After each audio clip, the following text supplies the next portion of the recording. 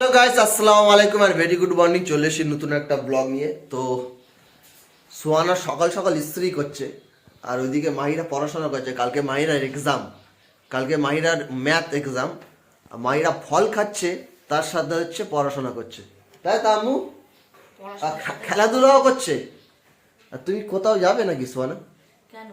হ্যাঁ, তুমি ইস্ত্রি করছো। আমার জামা কাপড়গুলো আব্বা সেই দোকান থেকে ইস্ত্রি করে নিয়ে আসে, টাকা খরচ করে, আর তোমার জিনিসগুলো তুমি টুক টুক করে কি সুন্দর ইস্ত্রি করো।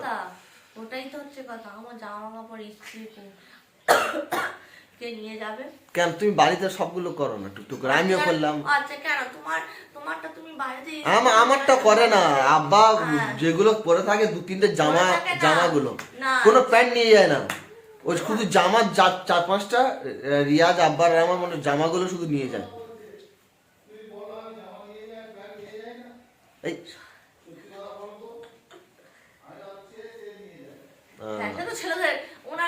আমি আব্বার বাঁচানোর জন্য বলছি জিনিসটা, আব্বার উল্টে এসে আর সোয়ানার উক্তি যে শুধু ছেলেদের কটা নিয়ে যায়, বৌমাট কোনোদিন জিজ্ঞাসা করে না। বলো, আমি ওই জন্য বলছি শুধু আব্বার জামাগুলো নিয়ে যায়, প্যান্ট গুলো নিয়ে যায় না। তুমি ছুটে ছুটে এসে বলছো হ্যাঁ আমি প্যান্ট নিয়ে যাই, প্যান্ট নিয়ে যাই।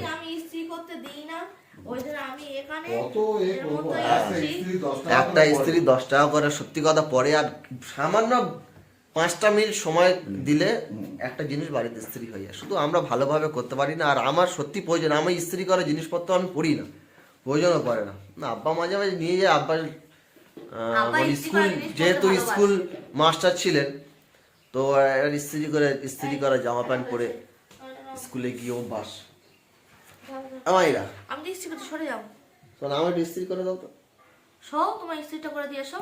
তুই দিতে পারবে তো? হ্যাঁ হ্যাঁ, চলো আমি শুনলাম। দেখি সোনা আমার ইস্ত্রি করবে নাকি না। আমি শুনলাম না। হ্যাঁ, আমি শুনলাম না। দেখো পরে কিন্তু পরে কি আমি তোমার জিনিস তুমি কিভাবে ট্রিট করবে না, ওই জিনিসটা আলাদা না। ওটা মুখে সবাই বলে যে আমি তোমার জিনিস। না, আমি শুনলাম দেখি কেন ইস্ত্রি করে দেখি না। না, পুরো জনগণের সামনে না, পুরো জনগণ দেখছে, পুরো সারা দুনিয়ার জনগণ দেখছে। দেখেছো চশমা পরে আছে যাতে ভয়টা যাতে মুখে না প্রকাশ পায়। না, চশমাটা খুলে দিলাম না, আপনারা দেখুন না বাবা। তো বন্ধুগণ, কই যাই বলুক না কেন, নিজের জিনিস, কেউ কারোর জিনিস নয়। সে একা যাবে, একা কি পড়বে না? কি পড়বে না তুমি? এটা কোনো কথা? বলবে না? কি বলবে না? কি পড়বে না? তুমি গেঞ্জি পড়বে না? তুমি কি কোথায় পড়বে না? না, পড়তে হবে না। তুমি বই পড়ো মা, তোমার কোথাও পড়তে হবে না, লাফাতে হবে না মা, বই পড়ো। ও তুমি বই পড়বে না? হ্যাঁ, ও এখন বাজে 12টা। ও অনেকক্ষণ পড়েছে, পড়াশোনা করে, সেই সকাল থেকে পড়ছে, দুপুর 12টা পর্যন্ত হয়েছে, তবু সোয়ানা ছাড়ছে না। হ্যাঁ, এরকম মানে আমার মাও ছোটবেলায় আমার সাথে এতটা অত্যাচার করেনি।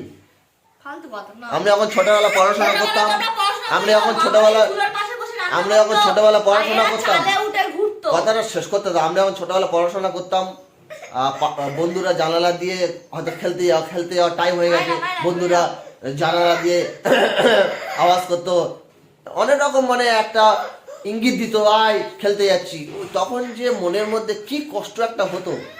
হ্যাঁ, ওই এদিকে মার ভয়, উঠতে পারছি না, সে কি বলবো, সে একটা আলাদা সময়, কিন্তু তার মধ্যে একটা আনন্দ ছিল, যেটা এখনকার বর্তমান দিনে বাচ্চাদের মধ্যে আমি আশা করি দেখতে পাই না। কারণ এরা মোবাইলে সবসময় ব্যস্ত, খেলাধুলার জিনিসটাই কি জানে না।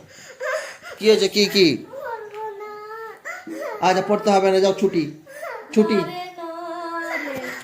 তো বন্ধুগণ, ব্লগটা এখানে শেষ করছি। যদি ভালো লাগে থাকে অবশ্যই কমেন্ট করবেন, শেয়ার করবেন, এবং soana.mahira পেজটা অবশ্যই ফলো করবেন।